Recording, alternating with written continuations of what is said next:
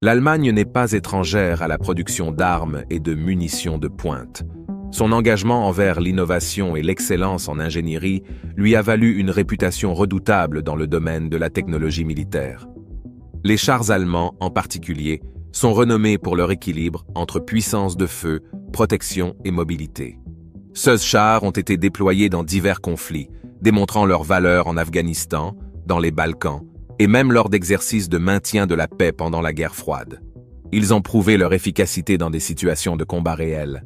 Maintenant que certains de ces chars allemands ont été envoyés en Ukraine, comment réagit la Russie? Rejoignez-nous alors que nous explorons ce redoutable superchar allemand qui a choqué les envahisseurs russes en Ukraine. La décision de l'Allemagne d'équiper l'Ukraine de superchars mortels représente un renforcement significatif des capacités de défense de Kiev dans le conflit en cours contre les forces russes. Le char massif, le Léopard 2, est souvent considéré comme l'un des meilleurs chars de combat principaux au monde. Il provient d'Allemagne, fabriqué par la célèbre entreprise Krauss-Maffei-Wegmann GmbH. Ce char, appartenant à la troisième génération d'après-guerre, est opéré par un équipage de 4 personnes. Ce qui distingue le Léopard 2, ce sont ses caractéristiques remarquables, notamment un système de contrôle de tir sans faille, un canon redoutable et une armure robuste. Étonnamment, malgré son poids considérable d'environ 70 tonnes, il peut atteindre des vitesses allant jusqu'à 72 km/h et s'arrêter en quelques secondes. Adopté à l'origine par l'Allemagne de l'Ouest en 1979, le char a prouvé sa valeur et a ensuite été exporté vers d'autres nations. En fait, le Léopard 2 a dominé le marché des chars en Europe. Seuls quelques pays tels que l'Angleterre, l'Italie et la France optant pour le développement de leurs propres chars de combat principaux. Sa production a commencé en 1979 et le Danemark a été son premier acheteur, choisissant le Léopard 2 plutôt que l'américain M1 Abrams en raison de considérations de coût. Par la suite, la Suisse, en 1983, a suivi le mouvement, entraînant d'autres pays à adopter cette puissante machine. Bien que la production du Léopard 2 ait pris fin en 1990, ce char continue de recevoir diverses mises à niveau. La version la plus récente et la plus avancée est le Léopard 2A7+, que de nombreux experts considèrent comme le meilleur char de combat principal actuellement disponible. L'une des caractéristiques les plus frappantes du Léopard 2A7+, est sa puissance de feu. Ce char est équipé d'un canon lisse de 120 km, témoignant de sa capacité à engager et détruire diverses cibles, y compris des véhicules lourdement blindés. Le Léopard 2A7+, dispose également d'un système de manipulation automatique des munitions, assurant un taux de tir rapide et continu. Mais ce n'est pas tout. Le char est également conçu pour la polyvalence. Il peut tirer des projectiles cinétiques, hautement efficaces contre des cibles fortement blindées, ainsi que des munitions programmables explosant en l'air. Cette polyvalence signifie que le Léopard 2A7+, peut s'adapter à différentes situations de combat, en faisant une force redoutable sur le champ de bataille. La protection offerte par le Léopard 2A7+, est tout aussi impressionnante. Il est doté d'une armure composite Shobham, réputée pour ses excellentes propriétés protectrices. Ce char possède également des modules d'armure supplémentaires pour améliorer sa protection frontale, assurant sa résistance contre diverses menaces.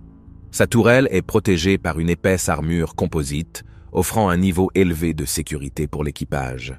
La mobilité est un autre aspect clé de ce superchar. Il est propulsé par un moteur diesel MTU 873 K501 à refroidissement liquide, à 12 cylindres et à 4 temps, d'une puissance de 1500 chevaux. Ce puissant moteur permet au char d'atteindre des vitesses allant jusqu'à 70 km/h, malgré son poids d'environ 70 tonnes. C'est un mélange de puissance et d'agilité essentiel pour manœuvrer sur le champ de bataille. De plus, le Léopard 2A7+, est équipé de systèmes avancés de contrôle de tir. Ce système offre au char une excellente précision et des capacités de ciblage, lui permettant d'engager et d'éliminer efficacement les menaces. Son télémètre laser et son imageur thermique, intégrés dans la lunette principale du tireur, garantissent une acquisition précise des cibles, Il est impressionnant de noter que ce char peut être configuré pour différents rôles, tels qu'un char de combat principal ou un véhicule de récupération blindé, en faisant un atout polyvalent pour toute armée. Cependant, il est crucial de mentionner que l'Ukraine devrait recevoir d'anciens chars Léopard 2A4 et éventuellement Léopard 2A5. Ce char présente la disposition classique allemande avec un moteur monté à l'arrière, une tourelle autoportante au centre de la coque et des unités de contrôle à l'avant. Ils sont équipés d'une armure composite Chobham combinée et, dans le cas du Léopard 2A5, de modules d'armure supplémentaires sur la plaque frontale, améliorant considérablement la protection. Le Léopard 2A4 a été introduit pour la première fois à la fin des années 1980. C'est une version antérieure de la série Léopard 2 et est connue pour son équilibre exceptionnel entre vitesse, protection, puissance de feu et capacité. Avec un canon lisse de 121 mm, il est capable de tirer une variété de projectiles, en faisant un adversaire redoutable sur le champ de bataille. L'armure du char, conçue pour résister à diverses menaces, offre une protection solide à son équipage. Un aspect unique de ce char est sa mobilité. Il est propulsé par un moteur de 1500 chevaux, lui permettant d'atteindre des vitesses allant jusqu'à 70 km/h. Ce mélange de puissance et de vitesse est crucial pour les manœuvres en situation de combat. En fait, le Léopard 2A4 a souvent été comparé favorablement à ses contemporains, y compris les chars soviétiques tels que le T-72 et le T-80. D'autre part, le Léopard 2A5 représente une évolution de la série Léopard 2. Introduit au début des années 1990, il a apporté plusieurs améliorations à une plateforme déjà impressionnante. La mise à niveau la plus visible concerne sa protection blindée avancée. Le Léopard 2A5 dispose de modules d'armure supplémentaires à l'avant, augmentant encore davantage ses capacités de protection. Les systèmes de tir de ce char ont également été améliorés. Il conserve le canon lisse de 121 mm, mais avec une stabilisation améliorée. Ces systèmes de contrôle de tir sont de première classe, offrant des capacités de ciblage précises. L'efficacité au combat du Léopard 2A5 a été renforcée avec l'ajout d'un imageur thermique, lui permettant de fonctionner efficacement de jour comme de nuit. Le Léopard 2A4 et le 2A5 ont marqué l'histoire, démontrant l'excellence dans la guerre blindée. Ces chars ont été utilisés dans divers conflits, prouvant leur valeur sur le champ de bataille. Ils restent des symboles emblématiques de l'engagement envers l'innovation et la défense dans le monde de la technologie militaire. Cependant, l'un des inconvénients de la série Léopard 2 a été sa protection sous caisse relativement faible, allant de 20 à 6 mm. En cas d'explosion de mine, la survie du conducteur était très incertaine.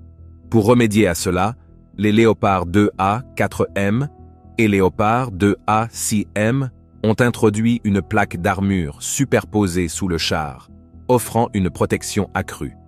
Cependant, il reste inconnu si ces versions améliorées seront fournies à l'armée ukrainienne. La tourelle du Léopard 2 est une autre zone de protection impressionnante. Elle présente une armure composite de 860 mm d'épaisseur du côté droit et de 660 mm du côté gauche, principalement en raison de l'unité d'observation EMS 15 du commandant située à droite. De plus, les plaques latérales de la tourelle, inclinées à 30 degrés, ont une épaisseur de 310 mm. Contrairement aux chars soviétiques, où toutes les munitions sont stockées sous le compartiment de l'équipage, le Léopard 2 sépare judicieusement le stockage des munitions de l'équipage. Il y a 27 obus pour le premier stock de munitions et un compartiment supplémentaire contient 15 obus. Cette conception est cruciale en CA de détonation de munitions, car l'énergie de l'explosion peut s'échapper par des fenêtres spécialement conçues, augmentant ainsi les chances de survie de l'équipage. La comparaison de cette conception avec les chars soviétiques, où le stockage des munitions sous le compartiment de l'équipage pose des risques importants en CA d'explosion, met en évidence les mesures de sécurité du Léopard 2. La signification de l'Ukraine recevant des chars Léopard 2 réside non seulement dans leurs attributs techniques exceptionnels, mais aussi dans le passage de l'utilisation de chars fabriqués en Union soviétique à des équipements conformes aux normes de l'OTAN.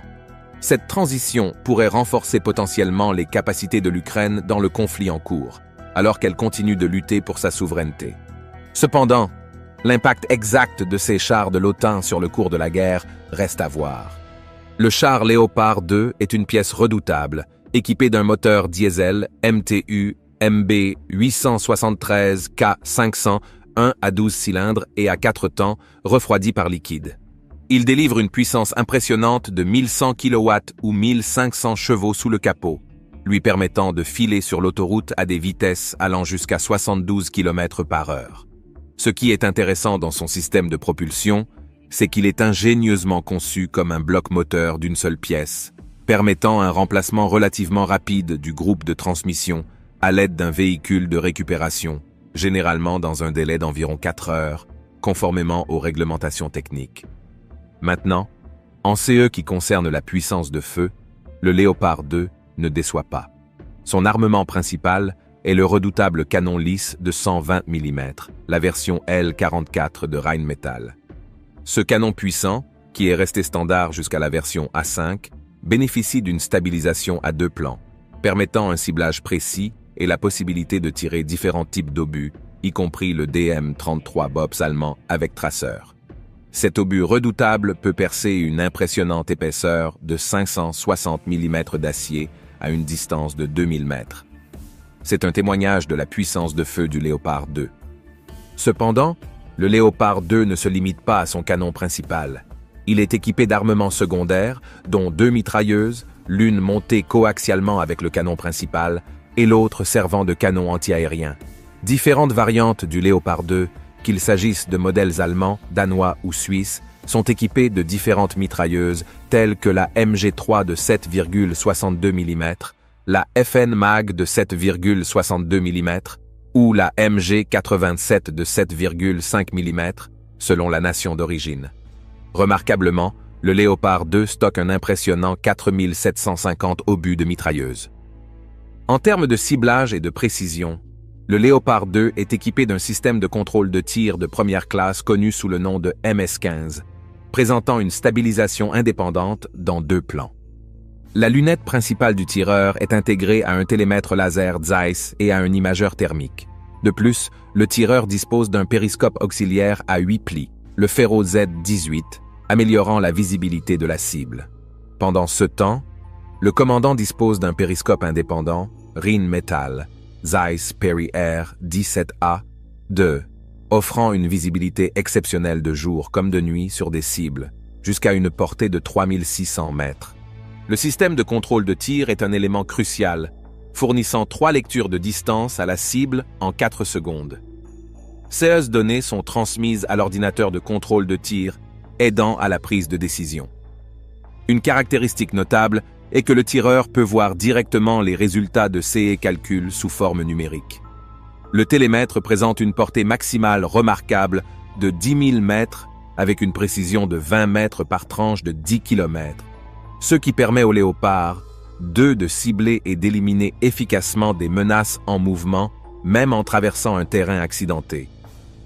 En résumé, les spécifications techniques du Léopard 2, en particulier des versions A4 et A5, sont certainement à la hauteur des chars soviétiques T-72 et T-80 les plus avancés.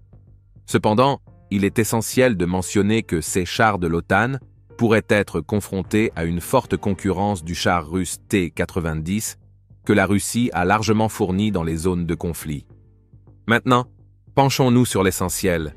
Comment ces chars Léopard 2 allemands pourraient-ils potentiellement influencer le conflit ukraino-russe?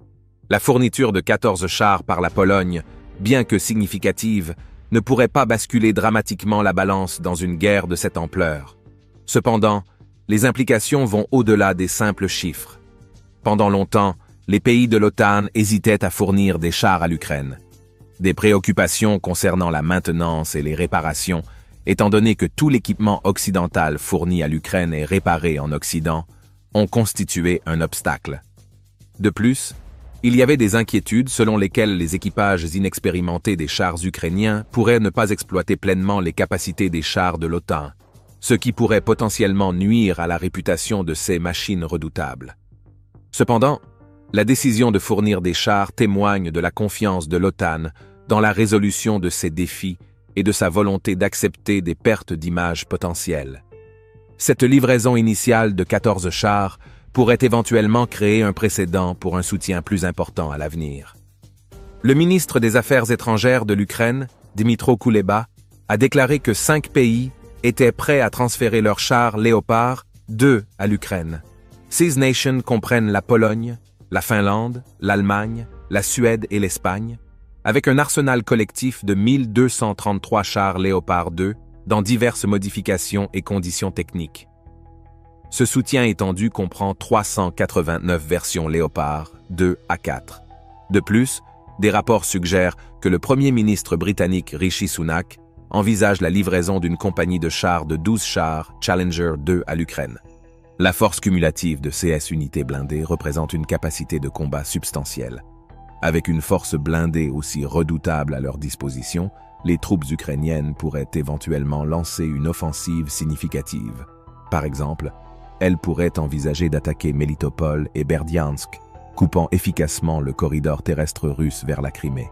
Une telle offensive pourrait changer la donne dans ce conflit en cours, inspirant les Ukrainiens et leurs alliés occidentaux, et potentiellement conduisant à des expéditions d'armes encore plus importantes. Cela pourrait mettre en mouvement un effet transformateur et de grande portée. Étant donné que les Léopard 2 A4 et A5 sont suffisants pour renforcer la puissance militaire de l'Ukraine, il peut ne pas être nécessaire d'envoyer la dernière addition du superchar Léopard 2 au pays. Curieusement, l'Allemagne travaille même sur un remplacement pour ces chars impressionnants. Le Kf-51 Panther représente un bond quantique dans le monde des chars de combat principaux, ou MBT. Il a été créé de toutes pièces, intégrant certaines des technologies les plus avancées disponibles, et il établit de nouveaux repères dans diverses dimensions. La létalité, la protection, la mise en réseau, la reconnaissance et la mobilité. L'Allemagne remplacera ces Léopard 2 par ce char. Lorsque nous parlons de la létalité du Panther, nous parlons d'un changement de jeu. Il est équipé du Rheinmetall Future Gun System, ou FGS, associé à des liaisons capteurs-tireurs optimisées, ceux qui lui confèrent un avantage létal. Le FGS est la vedette du spectacle, avec un canon lisse de 130 mm et un système de manutention automatique entièrement automatique. Cette combinaison a de la puissance, offrant une puissance de feu supérieure contre toutes les cibles mécanisées actuelles et prévisibles. Notamment, le chargeur automatique peut maintenir un nombre substantiel de 20 obus près, ce qui rend le FGS plus de 50% efficace pour des engagements à des distances beaucoup plus longues par rapport aux systèmes actuels de 120 mm. Pour ajouter à la polyvalence du Panther, le FGS peut tirer des obus cinétiques, des munitions programmables à éclatement aérien et des obus d'entraînement nécessaires. Mais ce n'est pas tout. Le Panther est également équipé de diverses options d'armement, garantissant qu'il peut délivrer une puissance de feu concentrée pour des frappes à longue portée et contre des cibles multiples.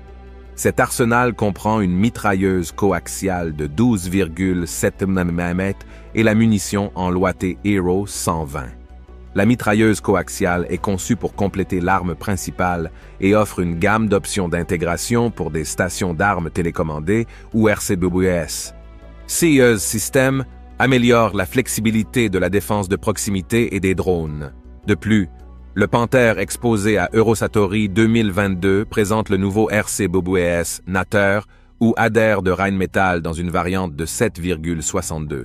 De plus, le partenaire de Rheinmetall, Uvision, contribue à la munition en Loiter Hero 120 qui peut être intégrée au lanceur, renforçant la capacité du Panther à frapper des cibles au-delà de sa ligne de mire directe.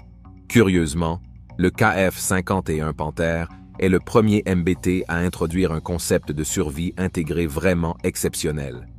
Ce concept mêle des capteurs sur et hors plateforme avec une protection active, réactive et passive, sans oublier un système de protection contre les attaques par le haut ou TAPS dédié.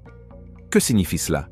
Cela signifie que le Panther est activement protégé contre une large gamme de menaces, en particulier les menaces cinétiques, le tout sans augmenter le poids du char. TAPS fonctionne pour dévier les menaces venant d'en haut, tandis que les systèmes de fumée obscurcissement ROSI servent à cacher le panthère aux yeux ennemis curieux. Pour renforcer davantage sa capacité de survie, le char est équipé d'une architecture numérique générique de véhicules de l'OTAN ou NGVA, lui permettant de déployer des capteurs supplémentaires pour détecter les signatures de lancement. Cette capacité est complétée par la capacité du char à reconnaître et neutraliser les menaces à un stade précoce, grâce à sa capacité de détection avant le tir. De plus, le Panther est également renforcé contre les cyberattaques et conçu pour fonctionner efficacement dans des environnements électromagnétiques contestés. En termes de contrôlabilité et de mise en réseau, le Panther offre un nouveau concept opérationnel. Il est principalement conçu pour un équipage de 3 personnes, composé du commandant, du tireur et du conducteur dans la tourelle. Mais il y a une station d'opérateur supplémentaire qui peut accueillir un spécialiste des armes et des sous-systèmes ou du personnel de commandement, tels que le commandant de la compagnie ou le commandant de bataillon. Cette polyvalence permet au Panther de s'adapter à une variété de scénarios opérationnels. Ainsi, bien que le Léopard 2 soit très bon et servira l'Ukraine dans la guerre, l'Allemagne passe à un autre MBT redoutable. Cependant, en plus des chars à livrer à l'Ukraine, l'Allemagne enverra également au pays quelques véhicules d'infanterie martyrs. Le nombre spécifique de véhicules martyrs que l'Allemagne fournira n'a pas été officiellement divulgué, mais le porte-parole du gouvernement allemand, Steffen Hebestreit, a indiqué qu'environ 40 martyrs seraient fournis, suffisamment pour compléter un bataillon. Le véhicule de combat d'infanterie martyr, un véhicule suivi de 30 tonnes équipé d'une armure en acier, constituera une autre mise à niveau significative pour l'infanterie mécanisée de l'armée ukrainienne. Associé au véhicule de combat d'infanterie M2 Bradley des États-Unis, ces véhicules offrent à l'Ukraine la mobilité, la protection et la puissance de feu nécessaires pour lancer une offensive majeure. Les origines du martyr remontent à la Seconde Guerre mondiale, lorsque l'armée allemande a réalisé l'importance d'avoir un soutien d'infanterie pour sécuriser les territoires conquis. Le véhicule de combat d'infanterie martyr est entré en service en 1971 et a fait l'objet de mises à niveau continues depuis. Malgré son âge, le martyr reste un choix de premier plan en raison de son équilibre entre vitesse, protection, puissance de feu et capacité. Il a prouvé son efficacité dans diverses batailles, y compris lors de déploiements en Afghanistan et dans les Balkans.